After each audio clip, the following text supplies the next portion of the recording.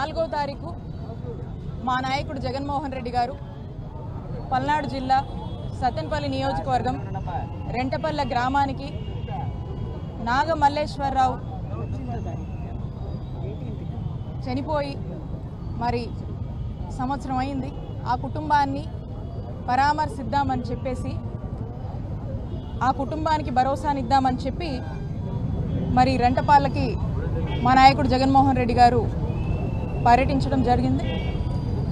ఆ పర్యటనకు మేమంతా జన సమీకరణ చేశామని, దానికి మాకు నోటీసులు ఇచ్చి విచారణకు హాజరవ్వాలని చెప్పి సత్తెనపల్లి టౌన్ స్టేషన్ నుంచి అలాగే రూరల్ స్టేషన్ నుంచి నాకు మొన్న నోటీసులు సర్వ్ చేయడం జరిగింది.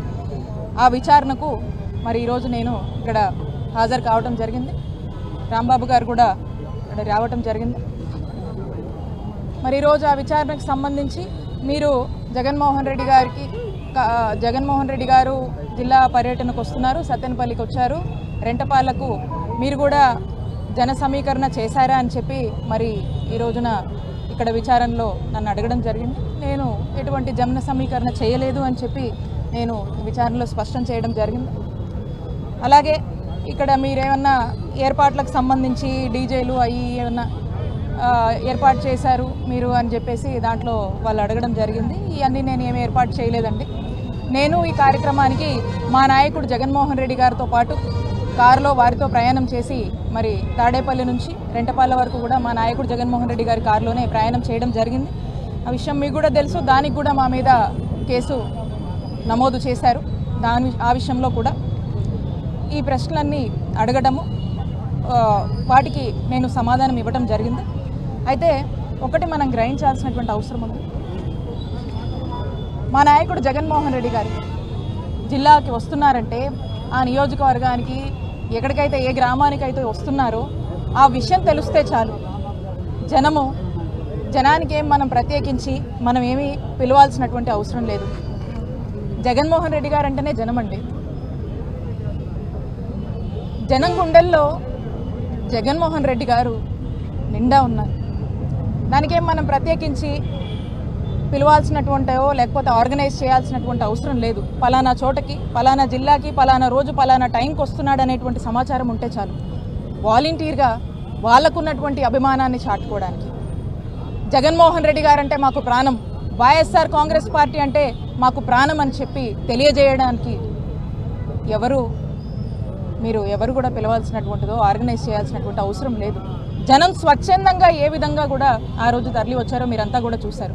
ఆ రోజున జగన్మోహన్ రెడ్డి గారు రెంటపాలకు వస్తున్నారంటే అనేక ఆంక్షలు విధించారు, అనేక ఇబ్బందులు పెట్టారు. ఎందుకో మరి జగన్మోహన్ రెడ్డి గారు పల్నాడు జిల్లా వస్తున్నారంటే మరి పల్నాడు జిల్లా మొత్తం కదలొస్తుంది అని మరి ఈ కూటమి ప్రభుత్వానికి, మరి చంద్రబాబు నాయుడు గారికి ఏం భయం పట్టుకుందో తెలియదు. కానీ పోలీసులను పూర్తి స్థాయిలో కూడా ఉపయోగించి ఎక్కడికక్కడ ఈ కార్యక్రమాన్ని అడ్డుకునేటువంటి ప్రయత్నాలు, బారికేడ్లు పెట్టి జనాన్ని రానియకుండా ఒక ఆందోళన పరిస్థితులు, ఏదో ఎమర్జెన్సీ ఉన్నట్టుగా మరి ఈ ప్రాంతాన్ని, ఇక్కడున్నటువంటి సత్తెనపల్లికి ఉన్నటువంటి అన్ని దారుల్ని కూడా మరి బారికేడ్లతో ఏ విధంగా కట్టుదిట్టం చేశారో, ఏ విధంగా పోలీసులని బలగాల్ని దింపి కొన్ని వందల మంది పోలీసుల్ని డిప్లాయ్ చేసి మరి ఆ కార్యక్రమాన్ని అడ్డుకునేటువంటి ప్రయత్నాలు చేశారో మనమంతా కూడా చూసాం. అయినా కూడా పొలాల్లోంచి ఏ విధంగా స్వచ్ఛందంగా ముసలోళ్ళు కూడా ఏ విధంగా ఆ వయసులో కూడా జగన్మోహన్ రెడ్డి గారిని, తమ అభిమానించేటువంటి నాయకుడిని దగ్గరగా చూడాలి, దగ్గరగా కలుసుకోవాలి అని అభిమానంతో తరలి వచ్చినటువంటి ఆ అభిమానాన్ని ఎన్ని ఇబ్బందులు పెట్టినా పోలీసులు ఆ అభిమానాన్ని ఆపలేకపోయారు. ఆ ప్రోగ్రాం చాలా సక్సెస్ అయింది. మరి జగన్మోహన్ రెడ్డి గారు ఈ రోజున సంవత్సరం అయింది కూటమి ప్రభుత్వం అధికారంలోకి వచ్చి. చంద్రబాబు నాయుడు గారు ఆనాడు సూపర్ 6 అని ఏవైతే మాయమాటలు చెప్పారో ఆ మాటల మీద నిలబడట్లేదు.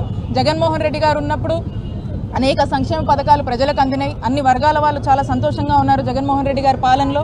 మరి ఈరోజు చంద్రబాబు నాయుడు గారు వచ్చాక అందరం మోసపోతున్నామని మా నాయకుడు జగన్మోహన్ రెడ్డి గారు వస్తుంటే మరి వారికి మద్దతునిచ్చి వాళ్ళు నేరుగా జగన్మోహన్ రెడ్డి గారు నేరుగా చూసి తెలియజేద్దాము అన్నా, మేము మీకంతా అండగా ఉన్నాము, వైఎస్ఆర్ కాంగ్రెస్ పార్టీకి అండగా ఉన్నామని తెలియజేసేందుకు మరి ప్రజలందరూ కూడా కూటమి ప్రభుత్వం మీద, చంద్రబాబు నాయుడు గారి మీద ఉన్నటువంటి అసంతృప్తిని మరి జగన్మోహన్ రెడ్డి గారు వచ్చినప్పుడు రోడ్డెక్కి తెలియజేసేటువంటి ఒక ప్రయత్నం చేస్తూ ఉన్నారు. మరి ఇంత పెద్ద ఎత్తున జనాదరణ లభిస్తూ ఈరోజు జగన్మోహన్ రెడ్డి గారికి ఈ సంవత్సర కాలంలోనే కూటమి ప్రభుత్వం మీద వ్యతిరేకత అనేది మనకు స్పష్టమవుతా ఉంది. మరి ఇవన్నీ ఓర్చుకోలేక ఈ రోజున చంద్రబాబు నాయుడు గారు పోలీసులను వాడి పూర్తి స్థాయిలో కూడా ఎక్కడికక్కడ అందరినీ ఇబ్బంది పెట్టేటువంటి ఒక కార్యక్రమం చేస్తూ ఉన్నారు. మరి చూడండి, జగన్మోహన్ రెడ్డి గారు వస్తే ఈ జిల్లాకి వేరే జిల్లా నుంచి కూడా మా నాయకుడు ఇక్కడికి వచ్చారని చెప్పి మా ఇన్ఛార్జీలు పార్టిసిపేట్ చేస్తే వరుసపెట్టి అందరికీ నోటీసులు ఇచ్చి, అంటే ఒక మెసేజ్, జగన్మోహన్ రెడ్డి గారు వస్తే మీరు ప్రోగ్రాంలో పార్టిసిపేట్ చేస్తే మిమ్మల్ని కూడా మేము వదలము అనేటువంటి ఒక మెసేజ్ ఇస్తున్నారు. పెట్టుకోండి, ఎన్ని పెట్టుకుంటారు, చాలా బెటర్. ఇప్పటికీ వేధిస్తూనే ఉన్నారు. ఈ సంవత్సర కాలంగా కేసుల మీద కేసులు పడతానే ఉన్నాము. అక్రమ కేసులు పెట్టారు, వేధింపులు, ఇబ్బందులు, ఎక్కడికక్కడ అడ్డంకులు క్రియేట్ చేస్తూ ఉన్నారు. అయినా మేము భరిస్తూ ఉన్నాం. మా నాయకుడు జగన్మోహన్ రెడ్డి గారు వెంటే నడుస్తాం. మా నాయకుడు జగనన్నని ముఖ్యమంత్రిని చేసుకునేదాకా మేమెవ్వరం కూడా మీరు ఎన్ని ఇబ్బందులు పెట్టినా, మమ్మల్ని మేము తిరగొద్దన్నా, కనపడొద్దన్నా, కేసులు పెడతామన్నా, పెడుతూ ఉన్నా, మమ్మల్ని వేధించినా ఇక్కడ ఎవరు కూడా భయపడరు అని చెప్పి తెలియజేస్తూ ఉన్నాం. అలాగే మీరు ఎన్ని ఇబ్బందులు పెట్టినా ప్రజలకు అన్ని విషయాలు తెలుస్తున్నాయి, అన్నీ రియలైజ్ అవుతూ ఉన్నారు. మీరు చేస్తున్నటువంటి పాపాలు, మీరు చేస్తున్నటువంటి అక్రమాలు, మీరు పెడుతున్నటువంటి ఇబ్బందులు ఈరోజు సామాన్యుల దగ్గర నుంచి ప్రతి ఒక్కరికి కూడా అందరూ కూడా నోటీస్ చేస్తూ ఉన్నారు.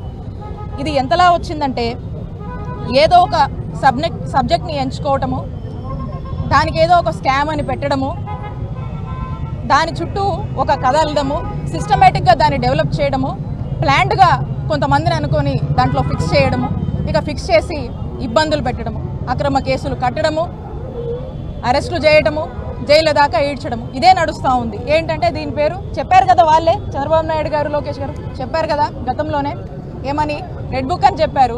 మరి వచ్చాకే చూసాము ఎక్కడికక్కడ రెడ్ బుక్ అని అడ్వర్టైజ్మెంట్లు కూడా వేశారు.